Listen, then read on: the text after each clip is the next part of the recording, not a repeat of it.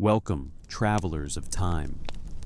Tonight, we journey through three extraordinary worlds: the harsh, mud-soaked streets of medieval Europe, the glittering and treacherous court of Catherine the Great, and the vibrant, pain-forged art of Frida Kahlo. Settle in, let the outside world fade, and allow these epic stories of endurance, power, and creativity to guide you through centuries of human triumph and transformation. Your seat in history awaits. Let's begin.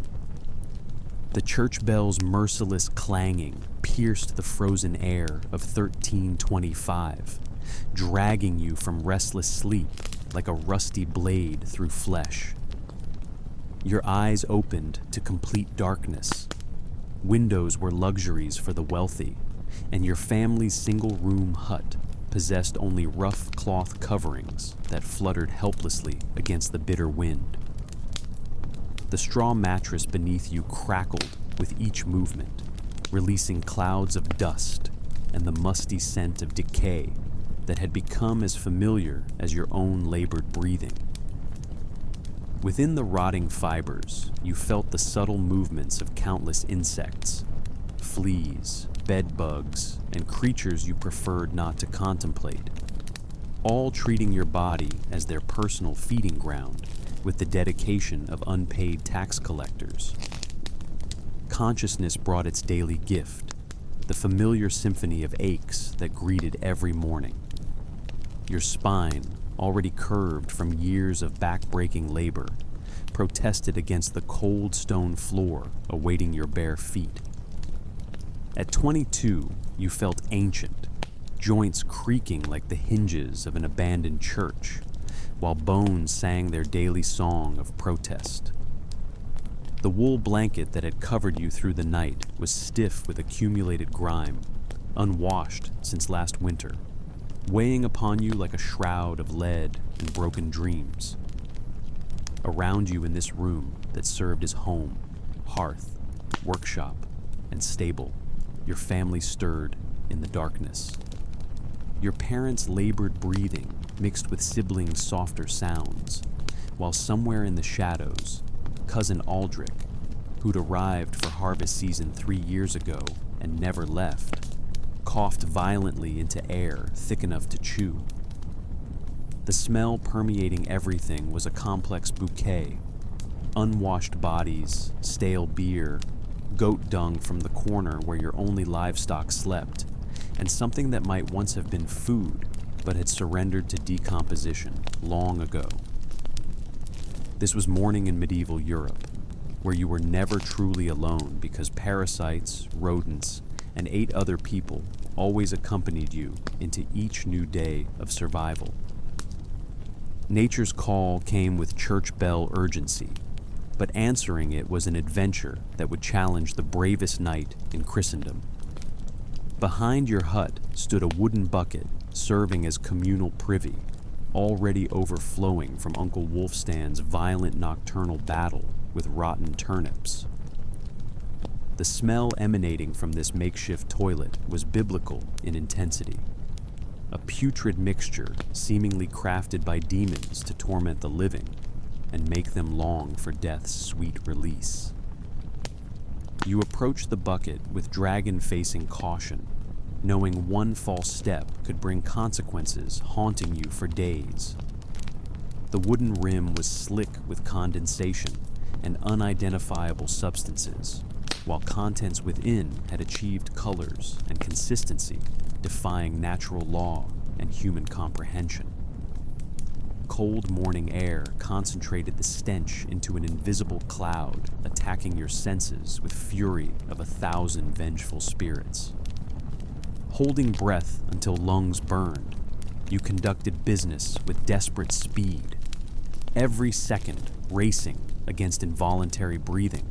that would flood your system with aromas capable of felling hardened warriors. The bucket creaked ominously under additional weight, threatening collapse that would create disasters taking weeks to address. Around you, awakening village sounds filtered through morning air: distant cattle lowing, roosters crowing, and inevitable sounds of other families beginning their battles with bodily functions and basic survival. When the ordeal ended, you faced daily disposal ritual routine as prayer. Garde-lou, you shouted in Old French, traditional warning meaning, watch out below, though everyone had learned to scan streets for flying waste before venturing outdoors. Bucket contents sailed in graceful arcs, landing with wet splats in streets below, joining accumulated waste from dozens of families in flowing rivers of human misery, winding through villages like brown, putrid serpents seeking the sea. Streets had become open sewers, charming waterways of waste, droppings and mystery liquids reflecting morning sun in rainbow patterns that would have been beautiful if they weren't so deadly. Part 3. The Breakfast of Despair. With morning's biological necessities behind you, your stomach growled with caged wolf ferocity, demanding sustenance your medieval world was spectacularly ill-equipped to provide. Breakfast as comfort and nourishment was as foreign as moon travel or living without gnawing hunger. Instead, you shuffled toward your dwelling center, where a wooden bowl awaited, filled with something resembling food, but appearing scraped from particularly unfortunate boots worn by travelers who'd walked through every known form of filth. The substance was pottage, thick, gloopy stew representing medieval cuisine's essence. Whatever hadn't killed you yesterday, boiled into submission and served with desperate hope it wouldn't kill you today. This batch had simmered in the same iron pot for at least a week, with daily additions stretching existing mixture into what could charitably be called a meal,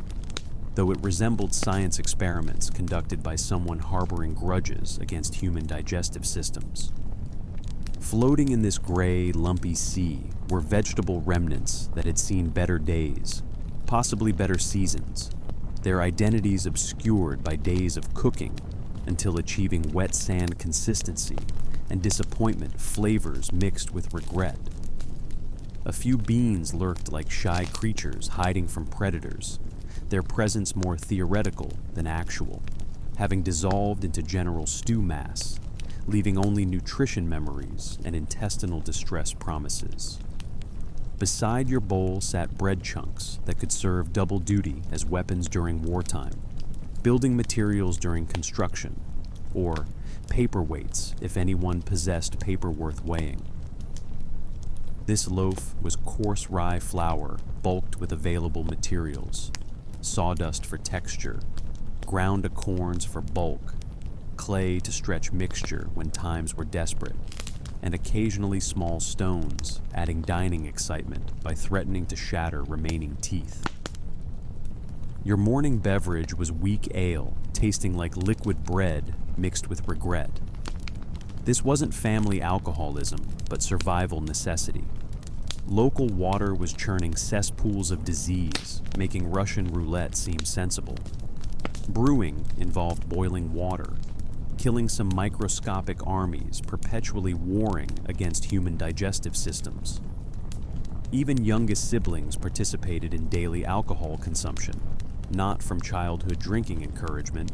but because alternatives meant watching children die from dysentery before 5th birthdays. The ale was weak enough to avoid intoxication, but strong enough to provide protection against waterborne illnesses, claiming more lives than wars, plagues, and accidents combined. After choking down your despair meal, dressing time arrived, though dressing implied choices about appearance rather than simply donning the same rag collection molded to your body through continuous wear. Your entire wardrobe consisted of exactly one outfit: a rough wool tunic achieving second skin status, complete with its own parasite and bacteria ecosystem. This magnificent garment was crafted from wool processed by someone harboring deep grudges against sheep and humans, creating fabric rough enough for sandpaper duty and heavy enough for armor against everything except comfort, happiness, and basic human dignity. The tunic had achieved brown despair coloring, probably starting as another hue before succumbing to accumulated grime, sweat, blood, and general hopelessness characterizing medieval existence. Underneath this outer garment, you wore what could generously be called underwear, though bearing little resemblance to anything future generations would recognize. If fortunate enough to own such luxury, it consisted of linen under tunic, washed perhaps twice since creation, never properly, leaving cardboard consistency and battlefield aromas 3 days post-fighting. Your shoes, if privileged enough to own them, were medieval cobbling marvels providing broken pottery comfort while ensuring every step was pain, instability, and complete structural failure adventures. Constructed from poorly tanned leather stitched by someone viewing straight lines as suggestions rather than requirements, they offered sharp stone protection while ensuring feet remained constantly damp, cold, and inhabited by various fungi establishing permanent toe colonies. Most peasants went barefoot through mud, animal dung, and sharp objects medieval streets generated spontaneously, developing calluses thick enough for natural shoes while providing no protection against cold, wet, disease, or spiritual crushing from realizing this was as good as life would get. The lack of wardrobe variety meant personal style was expressed through particular stain and tear patterns decorating clothing. Your tunic bore life history in its fibers, mud stains from work fields, burn marks from cooking fire encounters, and mysterious discolorations telling stories you preferred forgetting. Once struggling into your single clothing set, the day's true battle began. War against your own skin, which had become contested territory, claimed by parasite, bacteria, and insect armies establishing permanent residence in every fold, crevice, and hair follicle. In medieval Europe, your body wasn't your own. It belonged to creatures so small you couldn't see them, but so numerous they'd turned your flesh into their personal kingdom, complete with trade routes, territorial disputes, and population centers thriving despite desperate grooming attempts. Fleas were perhaps the most democratic unwanted companions, showing no preference for social class, age, or hygiene, while demonstrating remarkable athletics in person-to-person, leaping with traveling performer enthusiasm, spreading entertainment throughout communities. These tiny acrobats had turned your body into their personal gymnasium, using blood vessels as refreshment stations during Olympic jumping competitions, while clothing served as highway networks, allowing efficient travel between feeding sites and breeding grounds. Lice had established thriving civilizations in your unwashed hair, building nests, laying eggs, and raising families in warm, moist environments provided by scalps that had become less body parts than residential districts for rent-free creatures consuming resources with tax collector efficiency. These permanent residents had developed social structures, territorial boundaries, and probably government systems more effective than most medieval kingdoms. Constant scratching had turned skin into wound, scab, and scar landscapes, telling stories of ongoing battles against microscopic invaders possessing superior numbers, better organization, and apparent divine favor in human flesh conquest. Your fingernails, already blackened with permanent dirt and grime features, had become weapons in this war, though often more effective at spreading infections than providing relief from relentless itching accompanying every conscious moment. Bedbugs had claimed your straw mattress as ancestral homeland, emerging nightly from hiding places to feast on your blood while you slept, turning rest periods into all-night buffets where you served as both host and main course for creatures showing no hospitality gratitude. Scabies mites had burrowed into skin like tiny miners, creating tunnels and galleries beneath surfaces where they laid eggs and raised young, causing itching so intense it could drive stoic peasants to distraction, while scratching often led to secondary infections far more dangerous than original mite infestations. With crawling skin and reeking clothes, time came to face the world with whatever remained of your smile. Though in medieval Europe, displaying teeth was dangerous propositions, revealing horrifying oral health states to unfortunate witnesses. Dental care concepts were as foreign to daily routines as space travel, indoor plumbing,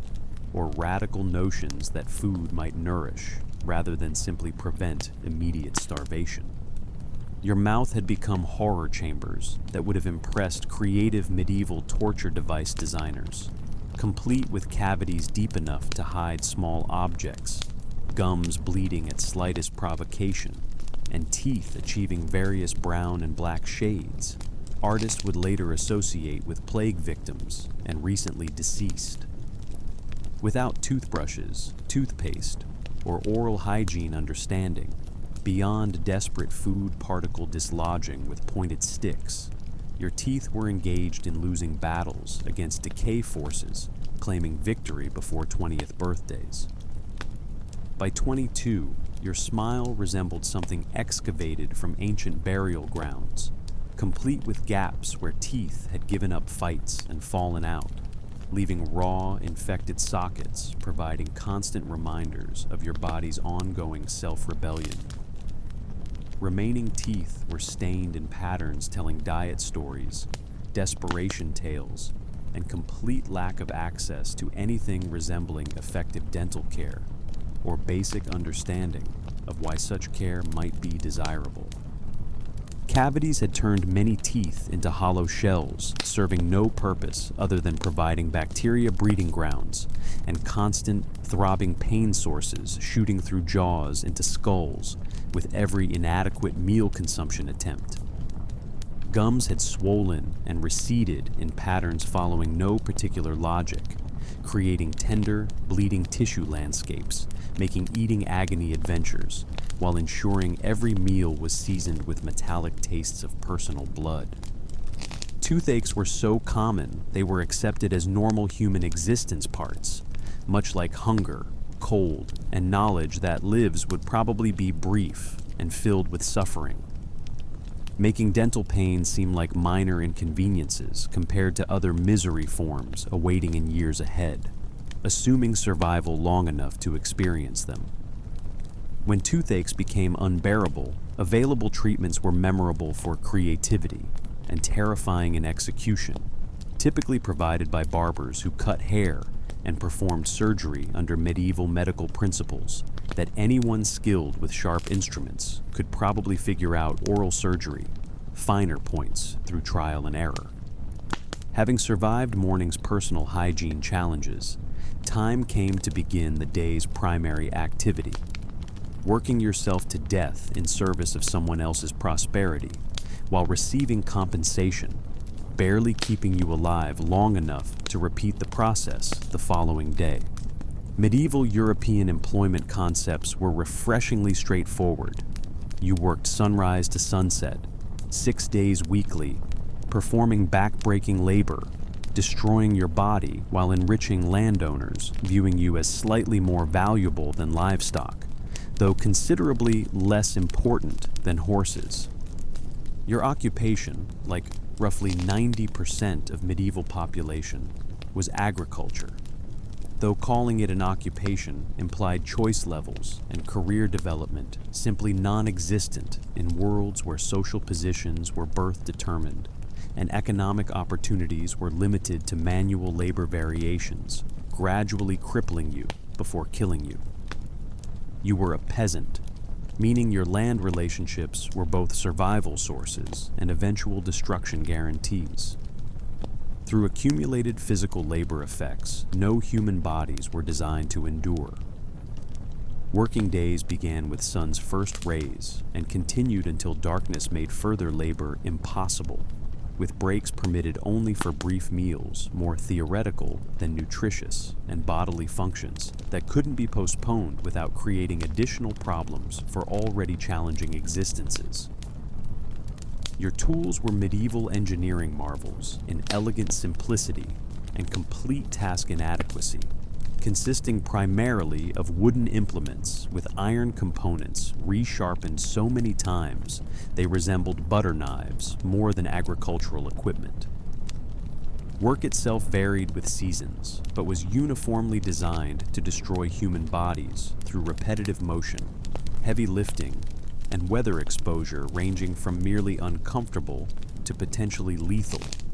all while providing compensation carefully calculated to keep you alive enough to continue working, while ensuring you never accumulated sufficient resources to escape current situations or improve circumstances through any means other than premature death.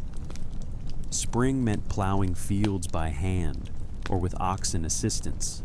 assuming your lord was wealthy enough to own such livestock and generous enough to share services with peasants whose survival was essential to his prosperity, but whose individual welfare was of no particular concern to anyone with actual political power or economic influence in medieval society. Summer brought weeding, watering, and constant battles against insects, rodents, and birds viewing your crops as personal buffets, while harvest time was simultaneously the most hopeful and terrifying agricultural periods, determining whether families would eat through coming winters or slowly starve while watching stored food supplies dwindle toward zero. With backs screaming from morning labor, you faced medieval life's most relentless adversaries. Weather seemingly designed by malevolent forces to test human endurance limits while simultaneously threatening survival through exposure, hypothermia, heat stroke, or various meteorological torture combinations changing with seasons but never improving. Winter brought flesh-freezing temperatures within minutes, while wooden huts offered protection roughly equivalent to standing behind large bushes during hurricanes. Summer transformed homes into clay ovens where air became thick enough to chew, while woolen clothing created portable prisons trapping heat and moisture against skin while preventing cooling through evaporation or common sense. Sun reflected off hard-packed earth with blinding intensity while baking field workers who had no protection other than crude straw arrangements and desperate hopes that unconsciousness would provide temporary heat relief, threatening to cook them alive where they stood. Human body water needs created medieval life's most persistent and dangerous challenges, as every liquid drop entering mouths carried disease, death, or intestinal distress potentials, incapacitating you for days while providing family member entertainment who would eventually face the same fates. Streams and wells surrounding villages appeared clean and inviting, sparkling in sunlight like liquid diamonds, but were actually concentrated solutions of human waste, animal excrement, and microorganisms evolved specifically to invade and destroy human digestive systems with professional assassin efficiency. Village primary water sources collected contributions from every household, workshop,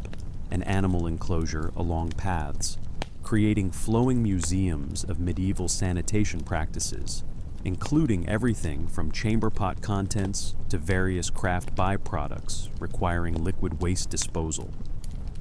Tanners rinsed animal hides in same water that downstream families would later use for cooking, drinking, and occasional desperate personal hygiene attempts, while butchers cleaned tools and workspaces in streams serving entire communities as primary hydration sources. Medieval water contamination solutions were elegantly simple. Avoid water entirely and drink alcohol instead, beginning each day with weak ale providing hydration,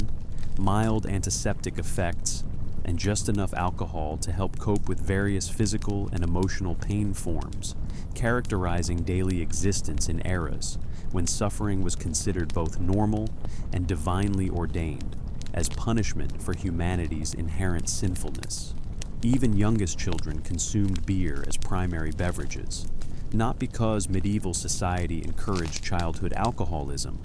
but because alternatives meant watching children die from waterborne diseases before reaching ages where such deaths might be considered particularly tragic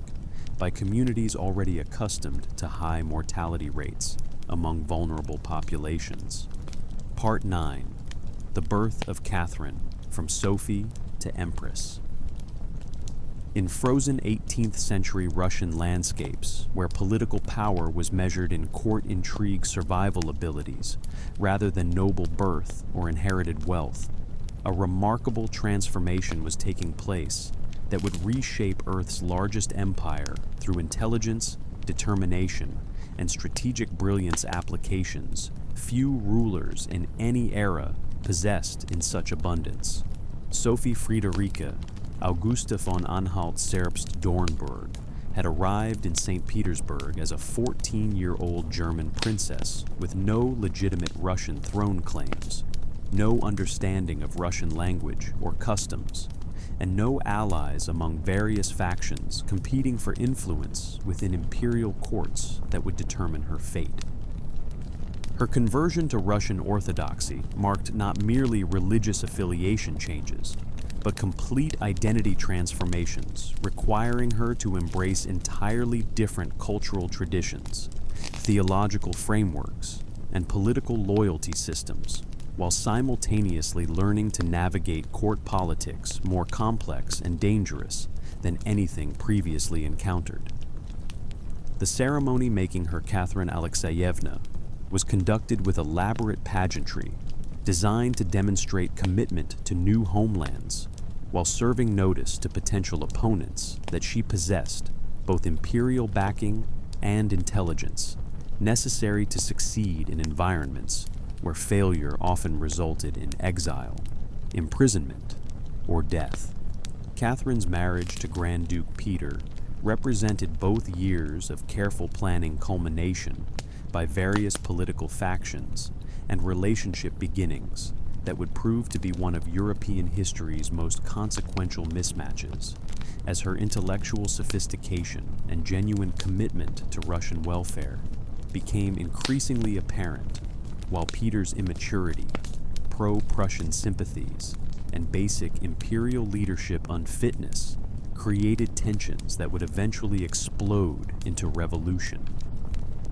Their wedding was celebrated with magnificent ceremonies, concealing fundamental incompatibilities between spouses whose different approaches to governance, culture, and responsibility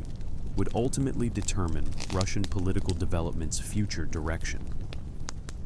Catherine's early marriage years were characterized by intensive self-education in Russian history, law, philosophy, and administrative practices, as she recognized her ultimate security depended not on relationships with Peter, but on abilities to make herself indispensable to Russian national interests, while building supporter networks valuing competence over hereditary privilege. Her correspondence with leading European intellectuals provided access to Enlightenment ideas about governance, while careful observation of Russian conditions taught her how theoretical principles might be applied to imperial administration practical problems. Catherine's growing reputation for intelligence and dedication to Russian interests made her attractive alternatives to nobles disturbed by Peter's erratic behavior,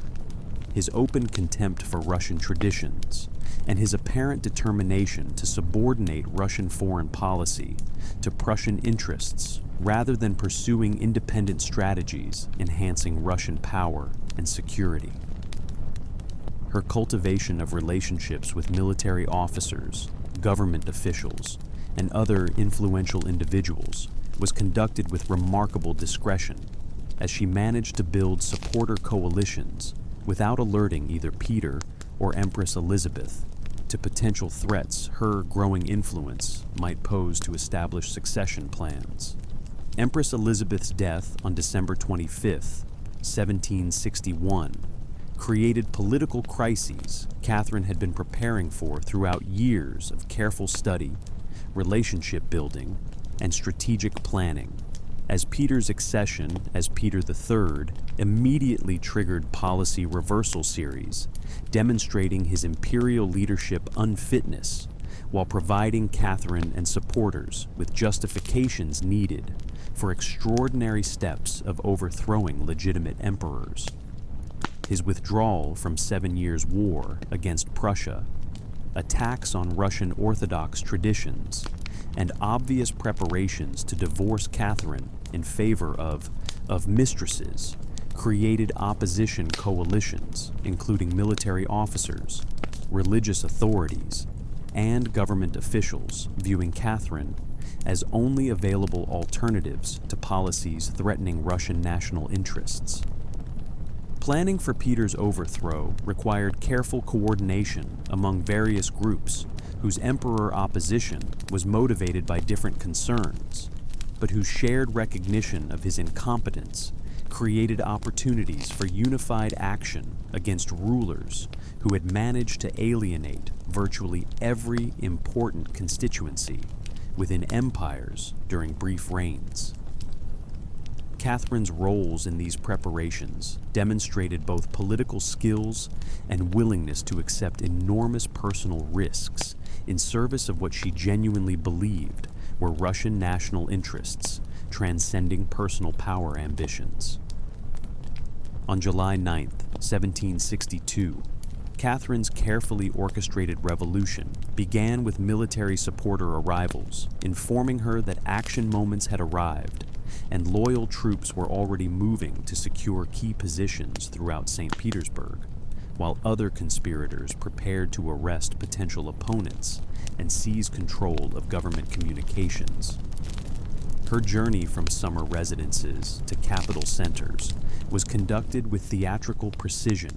designed to maximize visual impacts of her appearances, while demonstrating to potential supporters and opponents that she possessed both confidence and backing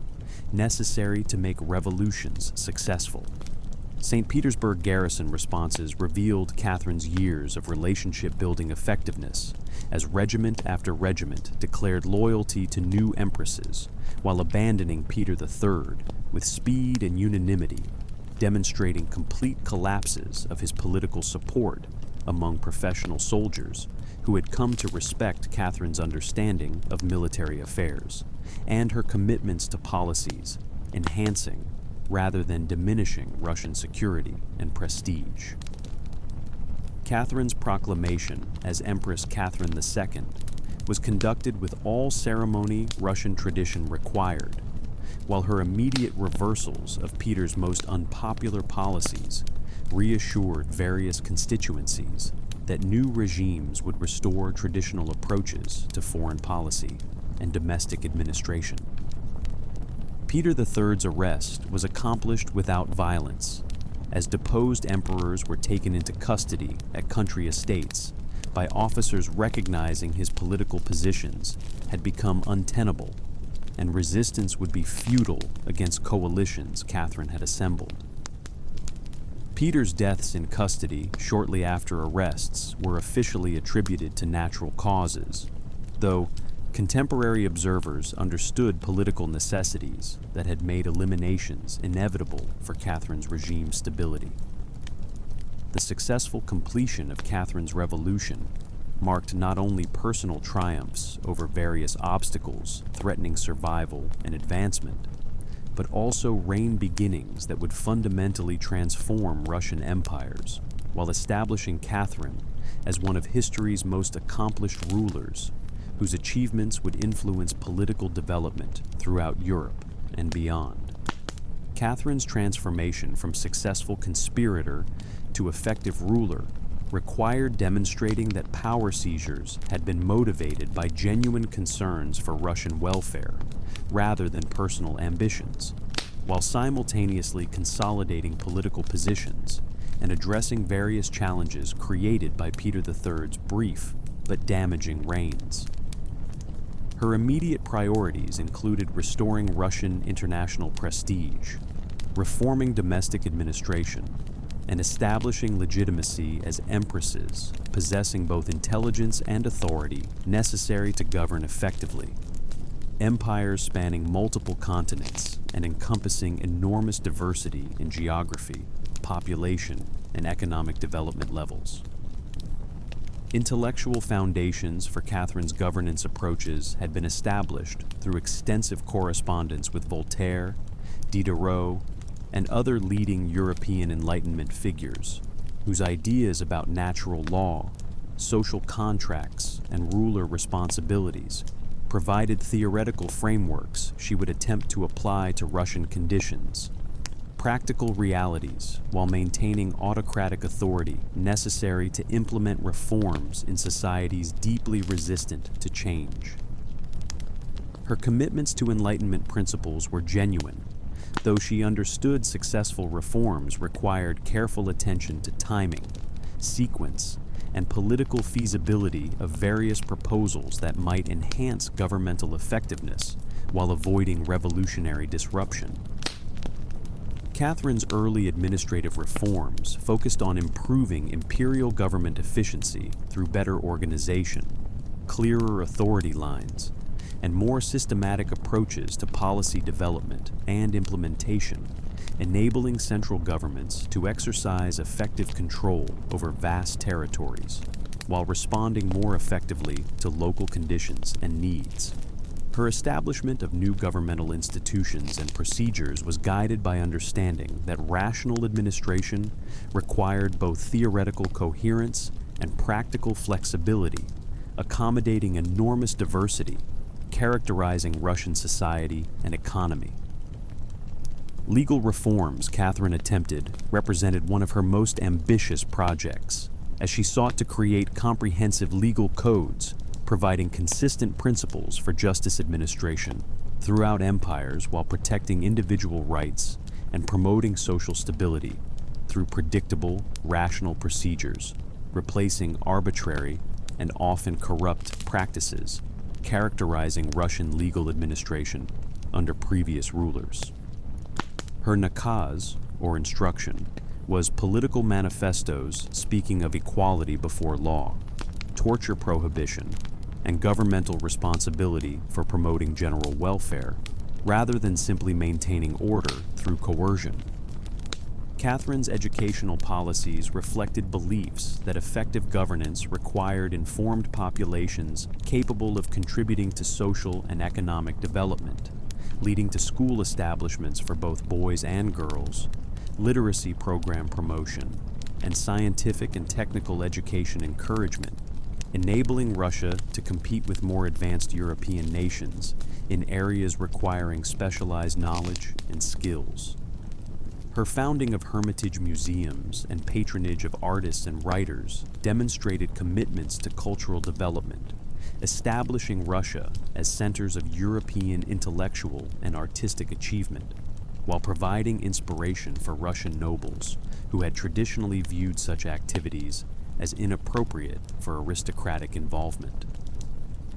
Catherine's military campaigns and territorial acquisitions transformed Russia from regional powers into global empires whose influence extended from Baltic seas to Pacific oceans, while establishing Russian control over strategic regions, providing access to warm water ports, expanded agricultural resources, and enhanced empire's capacities to project power in European and Asian affairs.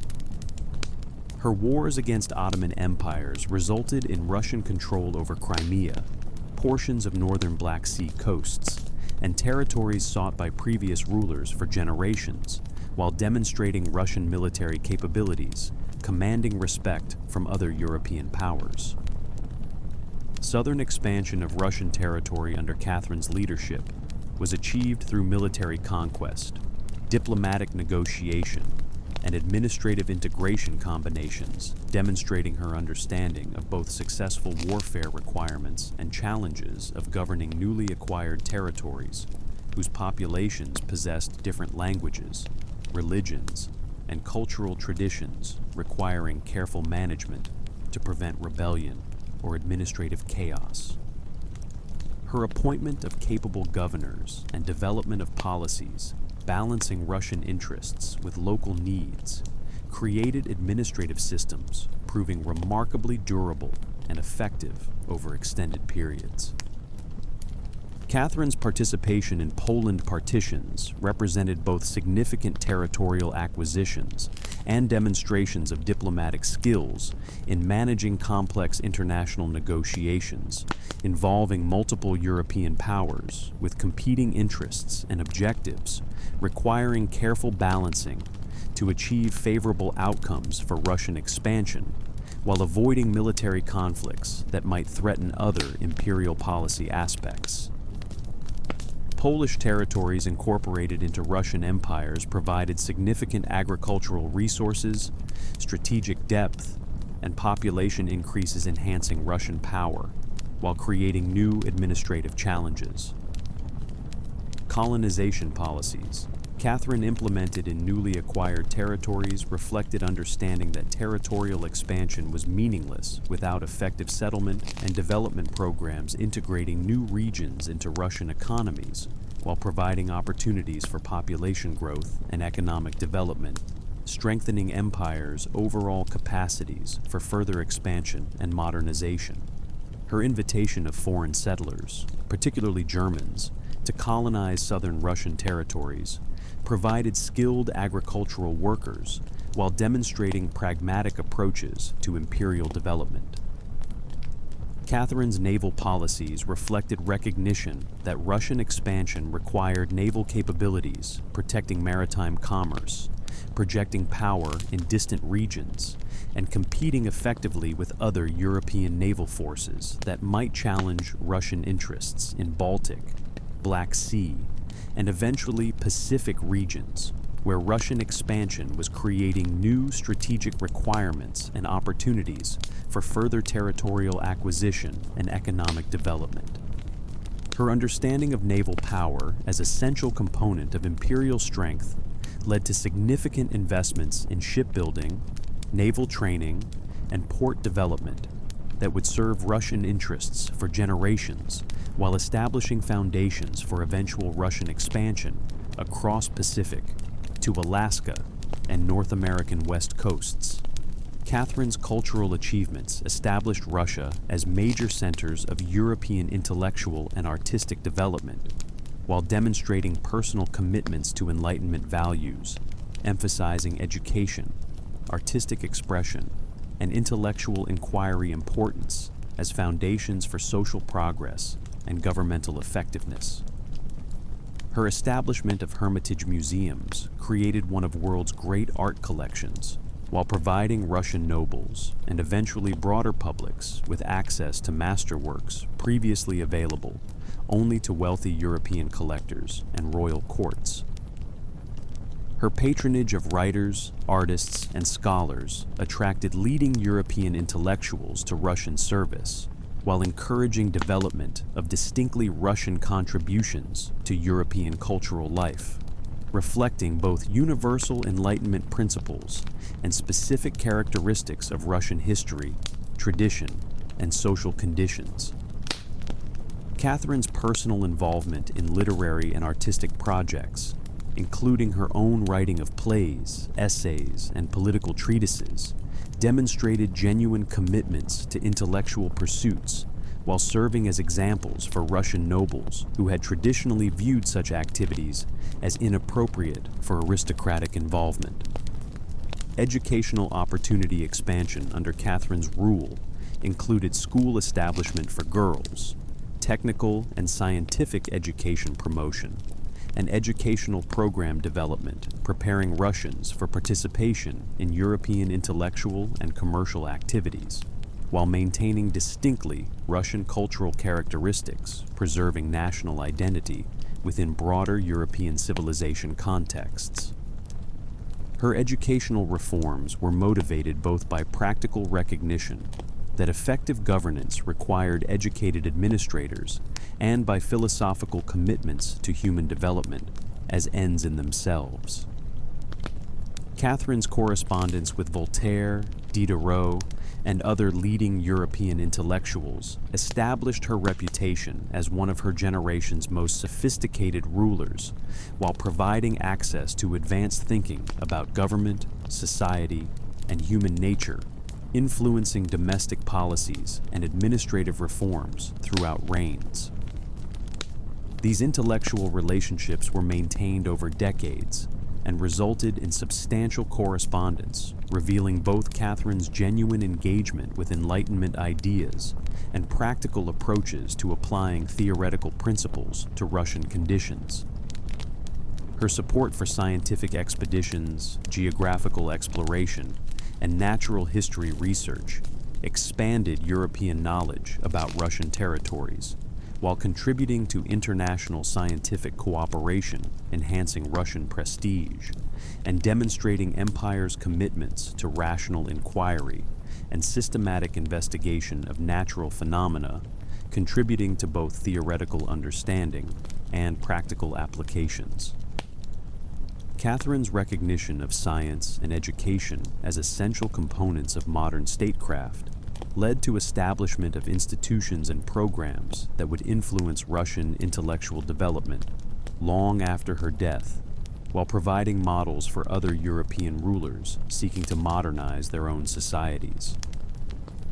Catherine's attempts to reform Russian society encountered significant resistance from entrenched interests benefiting from existing arrangements while lacking both resources and political support necessary to implement comprehensive changes, addressing fundamental social and economic problems without creating revolutionary disruption, threatening imperial stability. Her recognition that successful reform required careful attention to timing, sequence, and political feasibility led to gradual approaches achieving significant improvements in some areas while leaving other problems unresolved for future generations.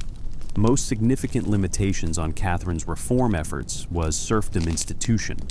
providing economic foundations for Russian agriculture, while creating social conditions inconsistent with Enlightenment principles of human dignity and individual rights that Catherine personally endorsed, but could not abolish without destroying economic and political systems supporting her rule. Her unsuccessful attempts to ameliorate serfdom conditions while maintaining institutions themselves reflected fundamental contradictions between philosophical commitments and practical requirements of governing empires whose economies depended on forced labor. Catherine's legal reforms faced similar challenges, as attempts to create systematic legal codes based on rational principles encountered resistance from nobles benefiting from existing arbitrary procedures. Regional administrators fearing loss of discretionary authority, and various groups whose interests were served by maintaining legal systems manipulable through personal connections and financial influence, rather than operating according to predictable, universal principles, limiting opportunities for corruption and favoritism. The Pugachev Rebellion of 1773 to 1774 demonstrated violent potentials of social tensions. Catherine's reforms had been unable to address adequately, as Cossacks, peasants, and various other discontented groups rallied behind pretenders promising to eliminate serfdom, reduce taxation, and redistribute land in ways fundamentally altering Russian social structures while threatening imperial authority foundations. Catherine's successful suppression of rebellions required military force and resulted in thousands of deaths, while reinforcing recognition that social reform must proceed carefully to avoid revolutionary upheaval. Aftermath of Pugachev Rebellion led to more conservative approaches to domestic policy. As Catherine concluded, Russian society was not yet prepared for comprehensive reforms, eliminating fundamental inequalities and injustices characterizing traditional social arrangements. Her subsequent policies focused on administrative improvements and economic development rather than social transformation, while maintaining theoretical commitments to Enlightenment principles she hoped future generations might implement more successfully. These experiences taught Catherine valuable lessons about reform limitations in traditional societies, while demonstrating both possibilities and dangers of attempting rapid social change in environments unprepared for fundamental transformations. Catherine II's death in 1796 marked the end of a reign that had fundamentally transformed Russia from a backward, regionally important state into a major European power, whose territory, population, military capabilities, and cultural achievements commanded international respect, while establishing foundations for continued expansion and development that would influence Russian history for generations. Her 34 years of rule had been characterized by territorial expansion, adding over 200,000 square miles to the empire, administrative reforms improving governmental effectiveness, cultural achievements establishing Russia as a center of European intellectual life, and diplomatic successes elevating Russian influence to unprecedented levels. Territorial acquisitions achieved during Catherine's reign provided Russia with access to warm water ports sought by previous rulers for centuries, while incorporation of Crimea, portions of Poland, and other strategic regions created foundations for continued expansion, eventually extending Russian influence throughout Eastern Europe, Central Asia, and eventually across Pacific to Alaska and western North American coasts. These acquisitions were achieved through military victories, demonstrating Russian military capabilities, while diplomatic negotiations revealed Catherine's sophisticated understanding of European balance of power politics. Catherine's domestic reforms, while incomplete and often compromised by political realities, established precedents for future modernization efforts while creating governmental institutions and procedures, proving remarkably durable and effective in managing challenges of governing enormous, diverse empires whose territories spanned multiple continents and encompassed dozens of different ethnic groups, languages, and religious traditions, requiring careful balancing to maintain imperial unity and effectiveness.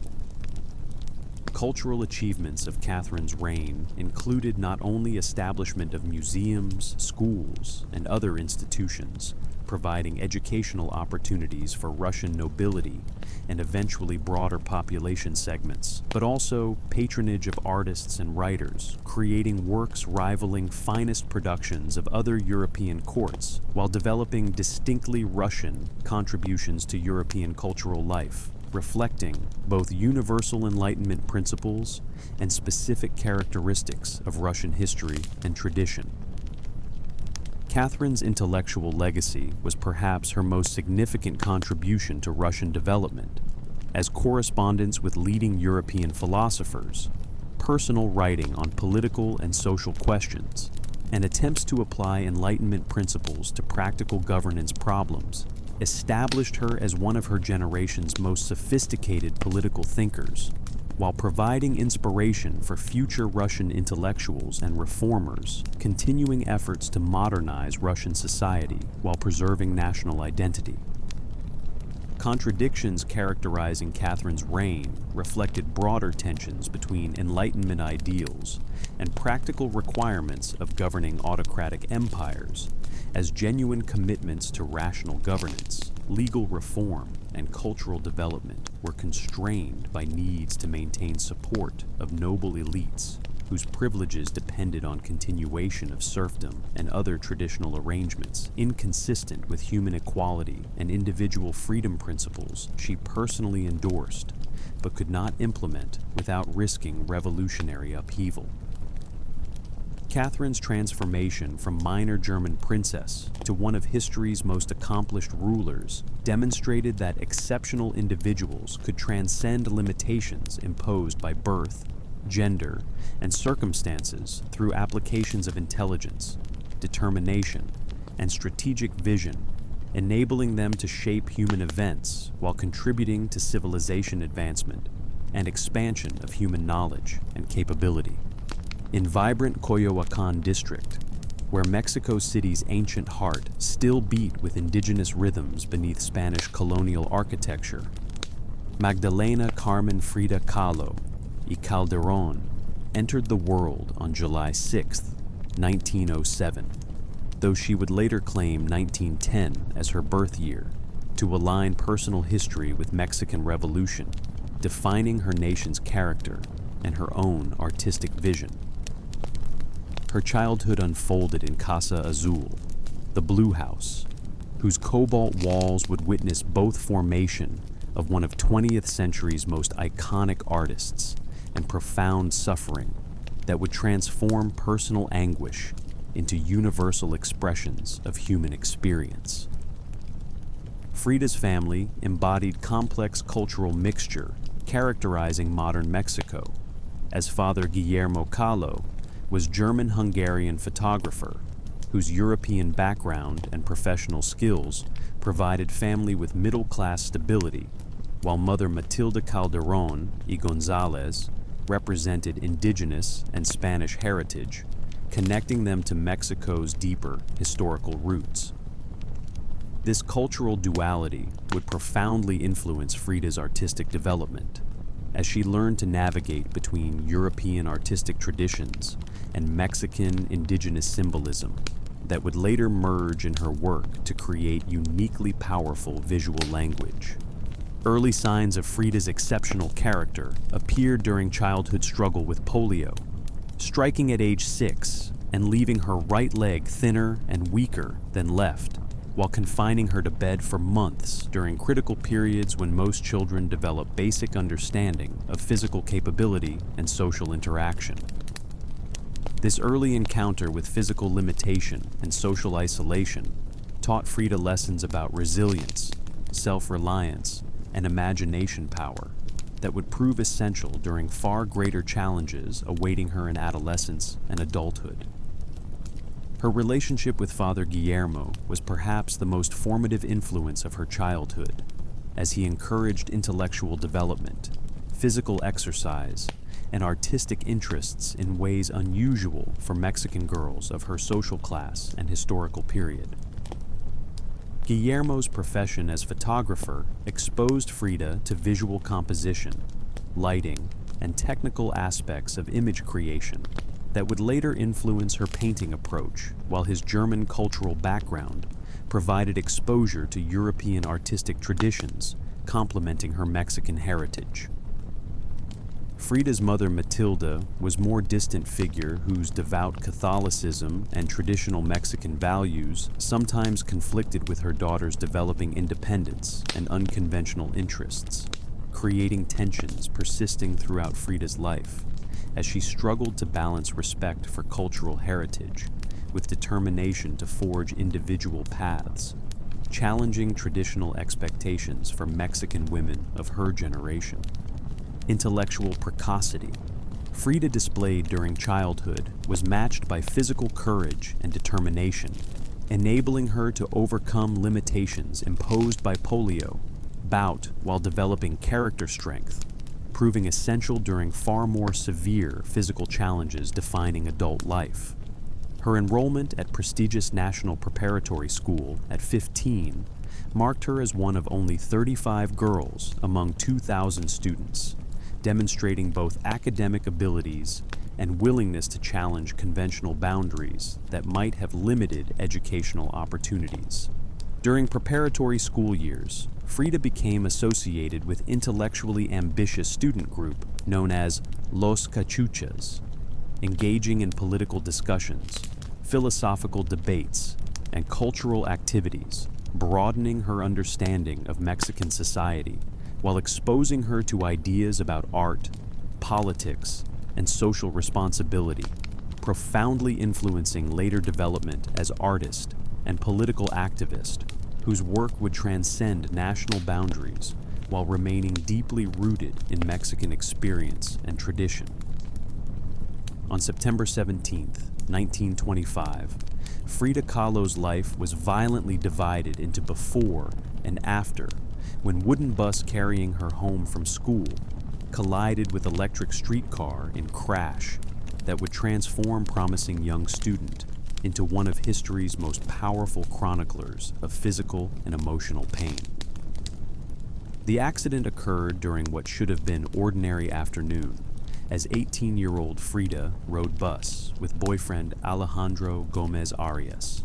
probably discussing plans for futures that would now be forever altered by twisted metal and splintered wood, turning simple journey into catastrophic encounter with mortality.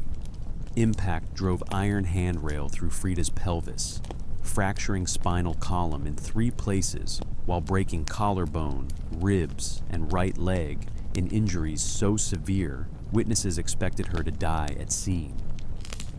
Surreal detail that gold dust from packet she had been carrying scattered across bloodied body would later be interpreted as prophetic symbolism, as if universe were marking her for destiny that would transform suffering into art glittering with beauty despite origins in trauma and loss. Immediate aftermath of accident began Frida's long education in medical procedures that were primitive by modern standards, while being conducted with instruments and techniques, causing additional trauma to bodies already damaged beyond what human form was designed to endure.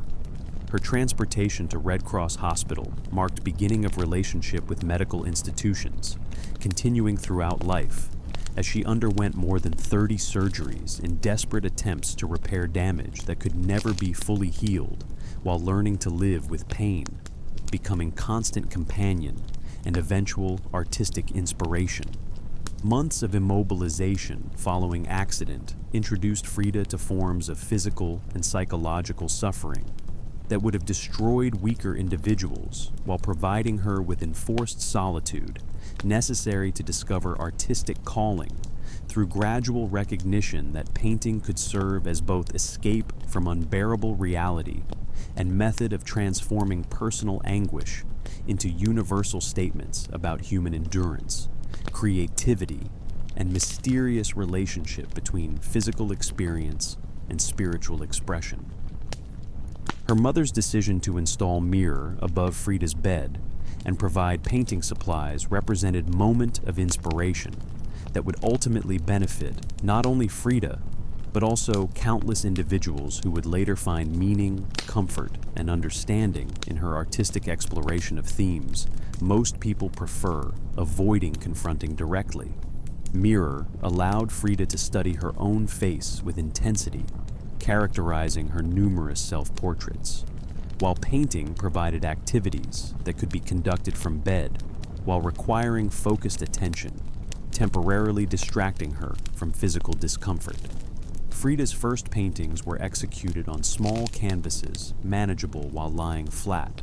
leading to intimate scale and personal subject matter,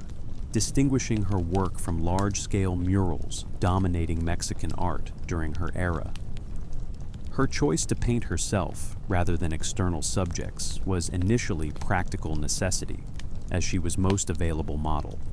but evolved into profound exploration of identity, mortality, and relationship between internal experience and external appearance, revolutionizing approaches to self-portraiture as artistic expression form. Gradual process of physical recovery was accompanied by recognition that pre-accident plans to study medicine were no longer feasible, leading to complete reorientation of life goals toward artistic expression that would eventually establish her as one of Mexico's most important cultural figures, while demonstrating how personal catastrophe could be transformed through creative work into achievements transcending individual experience to address universal human concerns about suffering, healing, and search for meaning in apparently meaningless circumstances. During long months of recovery following accident, Frida began developing distinctive artistic style, eventually establishing her as one of history's most recognizable painters. Though early works were created not from artistic ambition, but from psychological necessity, as she struggled to maintain sanity while imprisoned in body that had become constant pain source rather than vehicle for youthful adventures, previously taken for granted. First serious paintings were executed in 1926, during period when she was still largely bedridden and dependent on others for basic physical care. Yet these works already displayed unflinching honesty and symbolic complexity characterizing mature artistic vision. Rather than painting pretty landscapes or conventional portraits providing escape from difficult circumstances, Frida chose to confront situations directly through images, exploring themes of injury, healing, death, and rebirth with directness. Shocking viewers accustomed to more diplomatic approaches to uncomfortable subjects. Technical aspects of Frida's artistic development were largely self-taught, as she lacked formal painting technique training, while developing skills through experimentation, observation, and intense focus achievable only by someone for whom painting had become both obsession and survival mechanism. Her study of Mexican folk art, particularly ex voto painting tradition, depicting miraculous cures and divine interventions, provided visual vocabularies and symbolic systems she adapted to her own purposes while maintaining connections to broader cultural traditions. Frida's choice to work primarily in oils on small canvases or metal sheets reflected both practical considerations related to physical limitations and aesthetic preferences, emphasizing intimacy, precision, and symbolic density rather than monumental scale characterizing much contemporary Mexican art. Her paintings demanded close examination and prolonged contemplation, drawing viewers into psychological spaces simultaneously deeply personal and universally recognizable,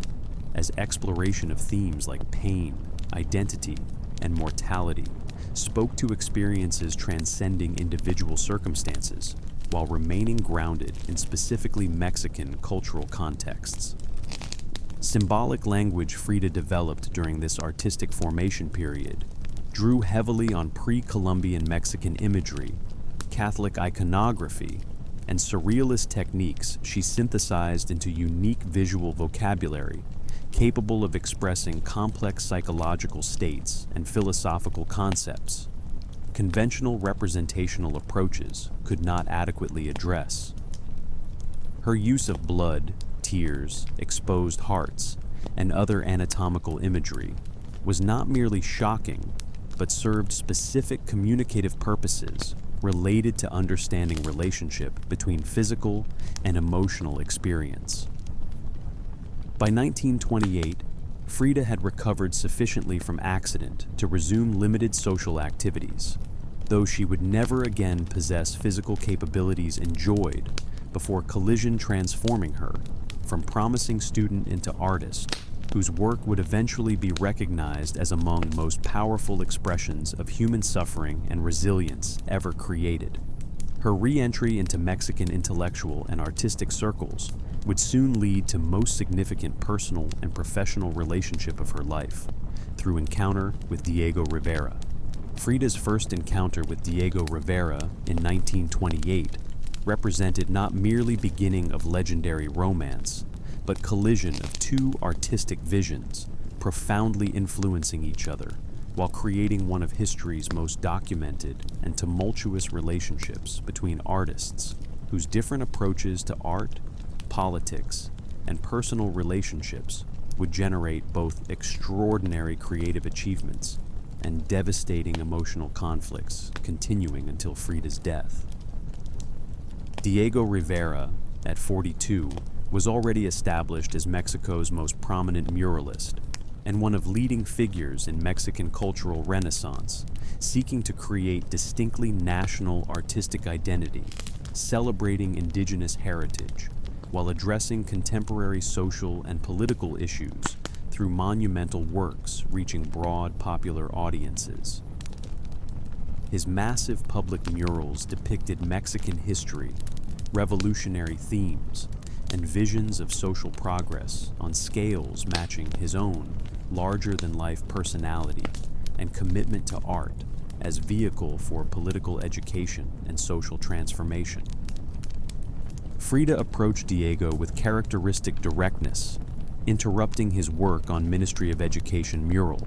to ask him to evaluate her paintings and provide honest assessment of artistic potential.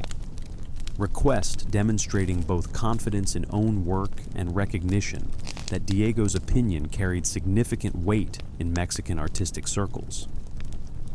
His immediate recognition of her talent was based not on conventional criteria for artistic excellence,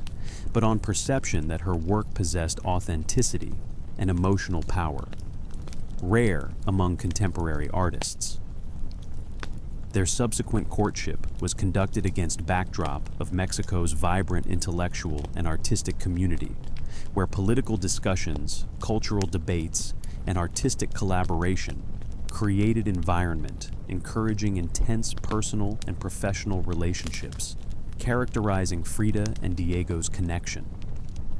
Their shared commitment to Mexican nationalism, leftist politics, and revolutionary ideals provided common ground transcending obvious differences in backgrounds, artistic approaches, and personal temperaments. Wedding of Frida and Diego in August 1929 was celebrated as union of two of Mexico's most prominent cultural figures, though observers noted striking contrasts between bride and groom, leading some to describe their marriage as pairing of elephant with dove.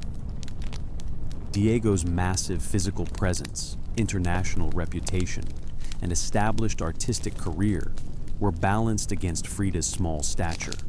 emerging artistic identity, and fierce independence preventing her from being overshadowed by famous husband, despite significant disparities in public recognition and professional achievements.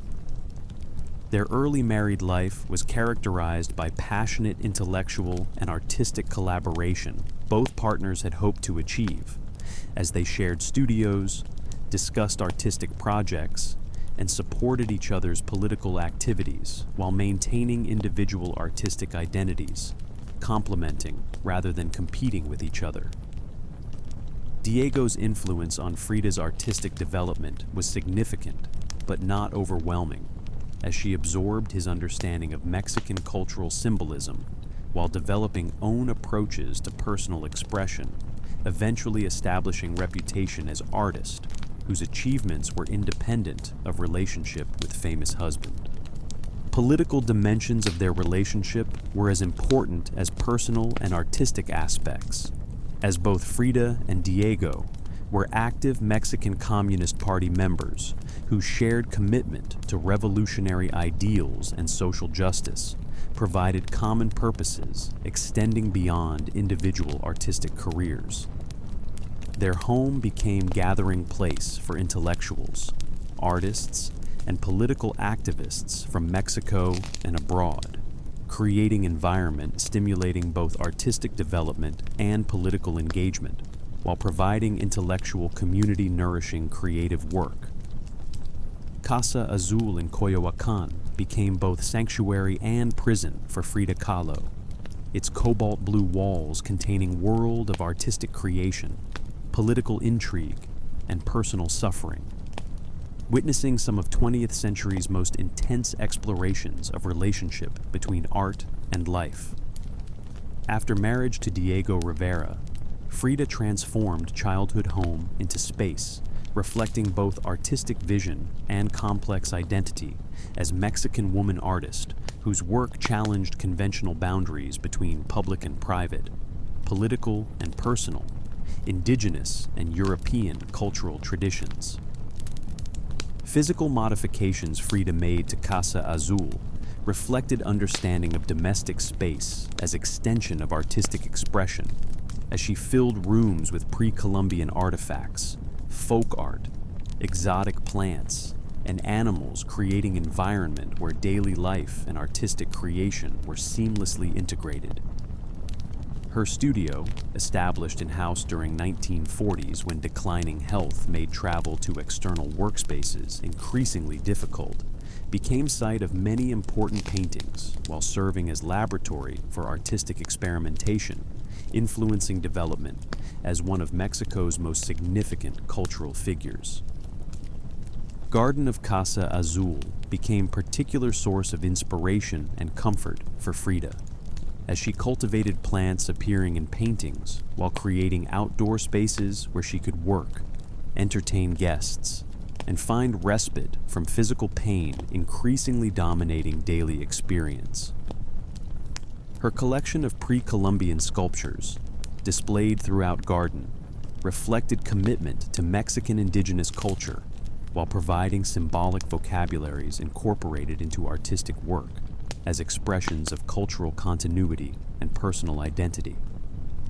Casa Azul also served as repository for Frida's personal belongings, correspondence, and artistic materials, eventually providing scholars with unprecedented insight into creative processes, political beliefs, and personal relationships through collections documenting development from promising young artist to international cultural icon. Her preservation of sketches, color studies, and experimental works revealed careful planning and technical sophistication, underlying paintings often appearing to be spontaneous expressions of emotion or psychological states. During periods when Frida's health prevented traveling, Casa Azul became primary connection to broader artistic and intellectual community through visits from friends, colleagues, and admirers coming to see work, discuss political issues, or simply enjoy stimulating conversation, making her home center of Mexican cultural life. These gatherings were documented in photographs, letters, and memoirs, providing evidence of Frida's continued engagement with contemporary artistic and political developments, despite increasing physical limitations. Symbolic significance of Casa Azul in Frida's artistic work was profound, as house appeared in numerous paintings as both subject and setting, while serving as metaphor for themes of confinement, protection, cultural identity, and relationship between internal psychological states and external physical environments. Her use of architectural elements, garden imagery, and domestic objects from house and paintings demonstrated understanding of personal space as source of artistic inspiration, transforming mundane details of daily life into powerful symbols of universal human experiences. Throughout the 1930s and 1940s, Frida Kahlo's declining health became primary subject matter for paintings transforming personal medical experiences into universal statements about human vulnerability, resilience, and mysterious relationship between physical suffering and spiritual transcendence. Her numerous surgeries, extended periods of bed rest, and constant pain provided intimate knowledge of human anatomy, medical procedures, and psychological effects of chronic illness. She translated into visual images of extraordinary power and disturbing beauty. Her painting, The Broken Column, 1944, represents perhaps most direct artistic confrontation with physical suffering in Western art history, as Frida depicted herself with torso split open, revealing crumbling classical column in place of spine, while nails pierce flesh in composition,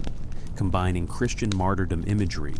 with surrealist techniques and Mexican indigenous symbolism to create statement about endurance, transcending specific cultural or religious contexts. Tears on her face are only external signs of emotion in image, otherwise presenting suffering with stoic dignity, refusing to seek pity or sympathy from viewers. Series of self-portraits created during periods of enforced immobility reveal evolution of artistic technique and psychological responses to progressive physical deterioration, as she developed increasingly sophisticated methods for depicting internal states through external imagery, while maintaining visual honesty characterizing all mature work. These paintings serve as both artistic achievements and medical documents, providing insight into chronic illness experience from patients' perspective rather than clinical detachment, typically characterizing medical literature. Frida's artistic exploration of surgical procedures, medical devices, and hospital environments broke new ground in visual arts by addressing subjects previously considered inappropriate for artistic treatment, while demonstrating that any aspect of human experience could serve as basis for meaningful artistic expression if approached with sufficient intelligence, sensitivity, and technical skill. Her paintings of corsets, surgical instruments, and anatomical details were executed with medical illustration precision while possessing emotional impact of religious art. Relationship between Frida's physical suffering and artistic productivity was complex and has been subject to various interpretations by scholars debating whether illness enhanced or limited creative abilities, while recognizing that greatest artistic achievements were produced during periods of intense physical discomfort that might have prevented less determined individuals from attempting any form of creative work. Her ability to maintain artistic focus while experiencing severe pain demonstrated remarkable mental discipline and commitment to creative expression as fundamental life purpose. Her painting, Henry Ford Hospital, 1932,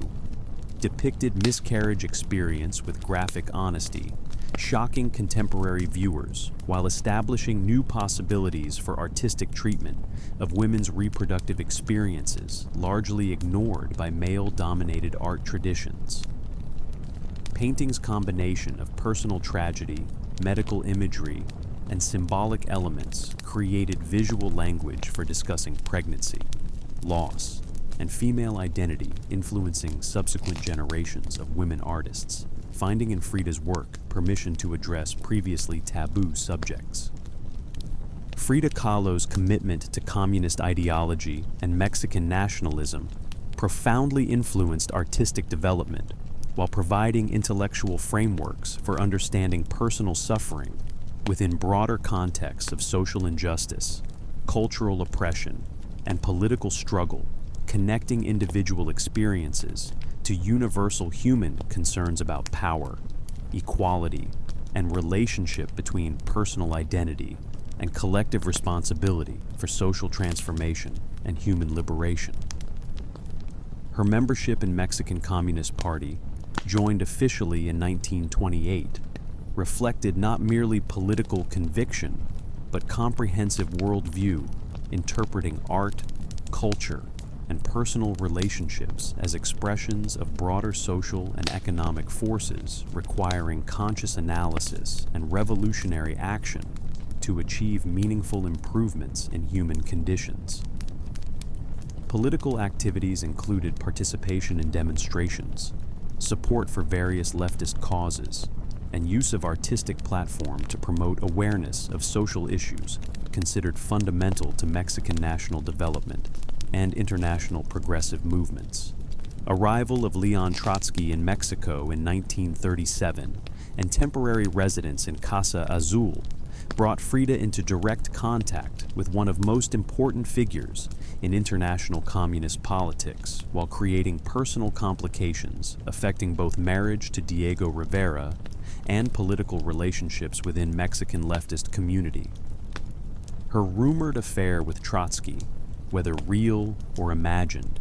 demonstrated willingness to challenge conventional boundaries between political and personal relationships, while maintaining commitment to revolutionary ideals transcending individual circumstances.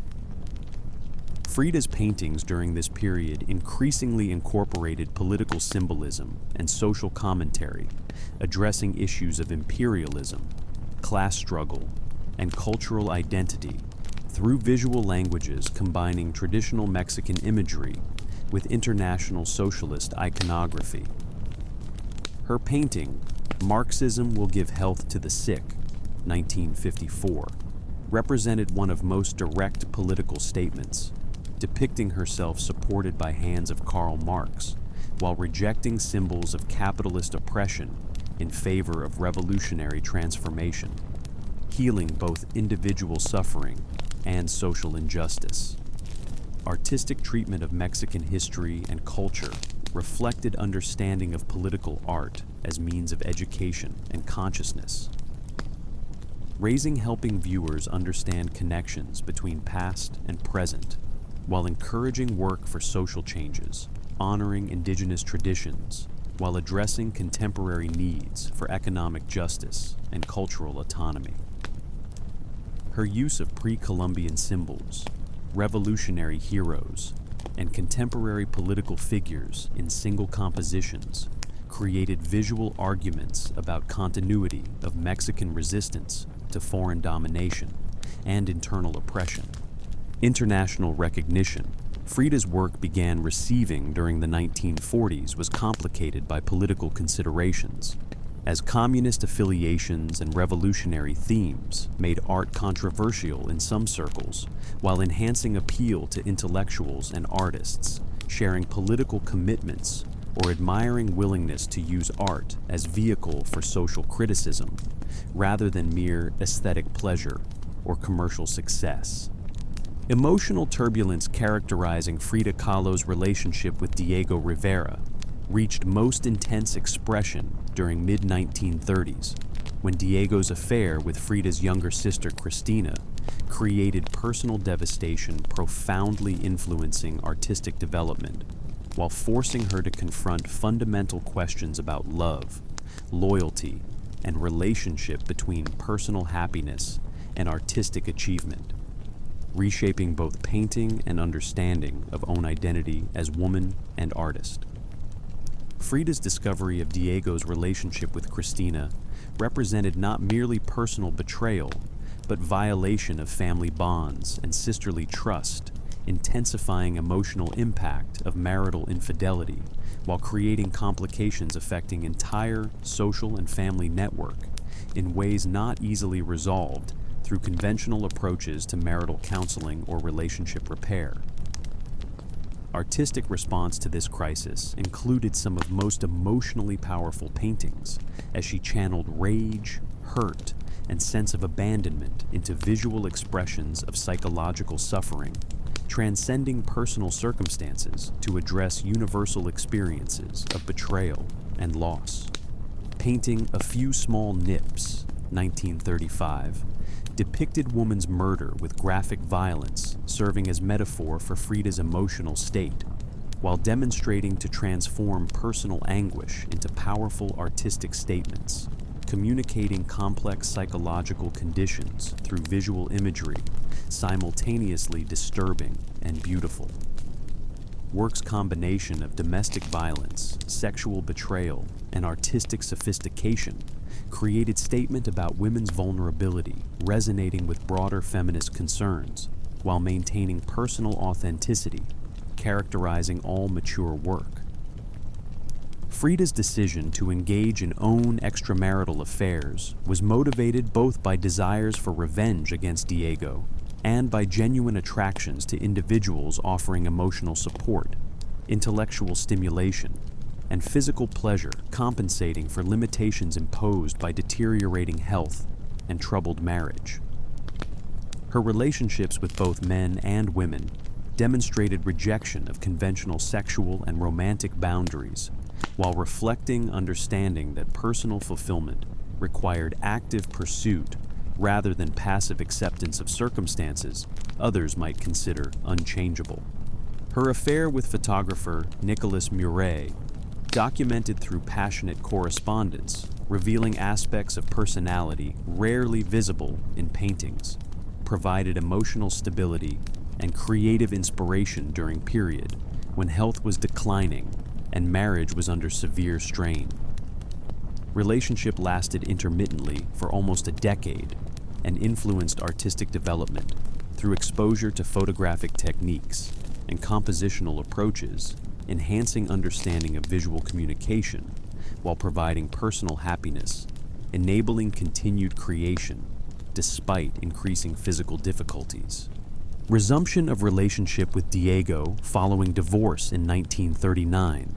and remarriage in 1940 was conducted under different terms, acknowledging impossibility of conventional marital fidelity while establishing boundaries, allowing both partners to maintain individual artistic careers and personal relationships without destroying fundamental emotional and intellectual connection. Their second marriage was characterized by greater mutual respect for each other's needs and limitations, while preserving passionate engagement, originally bringing them together. International recognition Frida Kahlo began receiving during the 1940s represented both vindication of artistic achievements and bitter irony, as growing appreciation for work coincided with accelerating physical decline, increasingly limiting ability to paint, while making her more dependent on others for basic daily activities. First major exhibition in United States, organized by André Breton in 1938, introduced work to international audiences simultaneously fascinated and disturbed by unflinching examination of subjects most artists avoided addressing directly. Critical reception of Frida's work was complicated by attempts to categorize her as surrealist, designation she consistently rejected because she viewed paintings as representations of actual reality rather than explorations of unconscious dream states or psychological fantasies. Her famous statement, "I never painted dreams. I painted my own reality," reflected understanding of art as documentation of lived experience rather than imaginative exploration of symbolic or metaphorical content. Though she acknowledged reality included psychological and spiritual dimensions, conventional realism could not adequately represent.